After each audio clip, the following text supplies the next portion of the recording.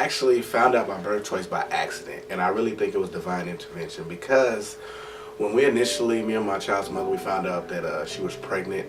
We had initial conversations way back when, and we said that we were gonna, if we weren't ready, we weren't at the point to where we needed to be, we weren't gonna follow through with it. So we made it to birth choice. I called them, booked an appointment, and we went in, and immediately the people there, they were very nice. They were, understanding. I didn't know what was in store.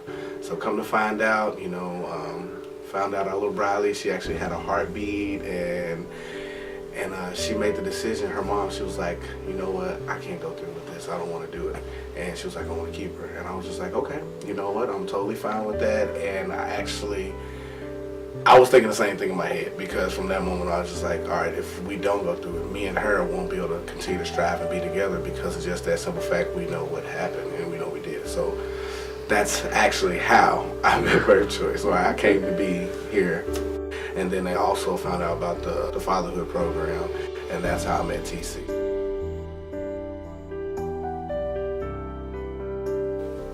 The fatherhood program is important because there is an epidemic of fatherlessness in this country. Okay, the reason why we started the fatherhood program in the first place is because of a statistic that we heard, and the stat said 83% of post-abortive women stated that they would not have gotten an abortion had the father stepped up and showed any interest. That's not even a commitment to being there. That's just saying, hey, I'll do my best. Okay, 83%, that's a huge number. Well, basically the fatherhood program is, as it's more than just a program for me, it is about building relationships, and it's designed to help new dads and sometimes veteran dads to how to navigate fatherhood. And basically I do that in two ways. One, through one-on-one mentoring, and or a classroom setting. It's not designed to take the place of a father, but to let these guys know that their role, regardless of what they think, is crucial to their child's development, to their child's success, to their child's life.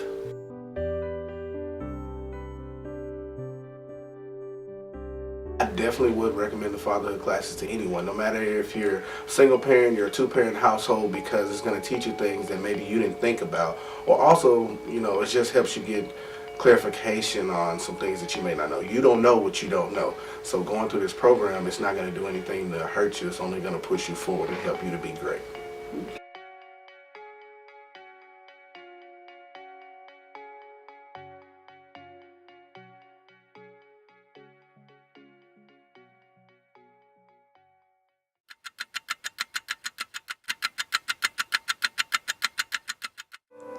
My counselor told me that God accepted me for who I was, and that I wasn't condemned for the choices that I made, that He forgave me.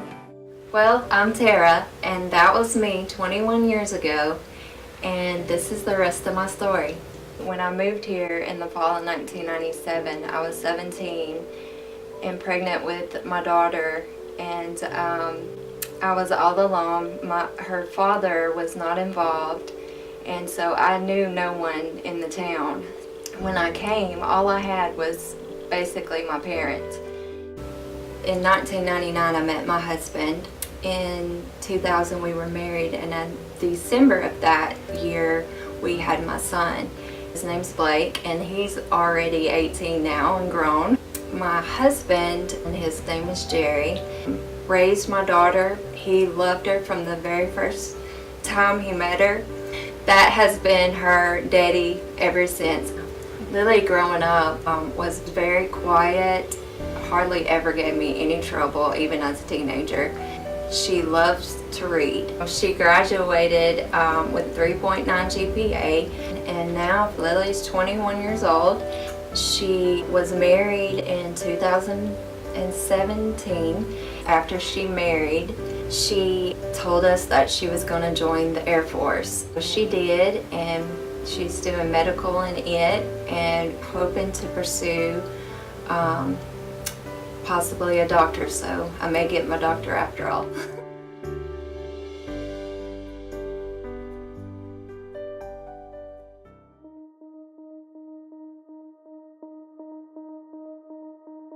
At 19, I had an abortion. I talked to no one about it. From that point on, everything was a secret. I never brought it up.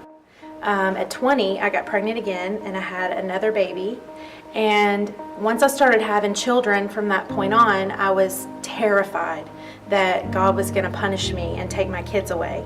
So my constant prayer was, please God, don't take my children. Inside felt like that's exactly what I deserved because I chose to end the baby's life. So I just felt like I deserved nothing in life. I deserved no mercy, no grace. But if you would have asked me if someone else did, I would have said absolutely, God forgives. Statistically, there are 1 in 4 women in our churches who have abortion in their past. Over 75% of those women struggle with that decision. Mercy is an acronym that stands for Mothers Experiencing Regret for Children of Yesterday. It can be a safe place for these women to come and walk through the healing journey. That first initial step to even get there is difficult, and it takes a lot of courage for a woman to come and walk through this process. But as we work through the 8 weeks of the Bible study, you can see the freedom that they get week after week after week with their testimony. And they work through the process of forgiveness, anger, denial, regret, grief, just the grieving process of their past abortion decision. The hardest thing for a woman to do is come to terms with taking the life of her own child. We walk around and tell ourselves that we don't deserve kindness and we don't deserve love, and the Mercy program shatters that myth because you do deserve love and mercy, and you're given that 100 times over in the program. And then after I completed the program, I was able to say goodbye to my baby, and I was able to truly ask forgiveness. It was the most healing thing that I could have ever gone through. And now I don't live in fear, and I can say the word abortion without panicking that people are gonna just, I know that even if they do, it's okay because God loves me. He's forgiven me.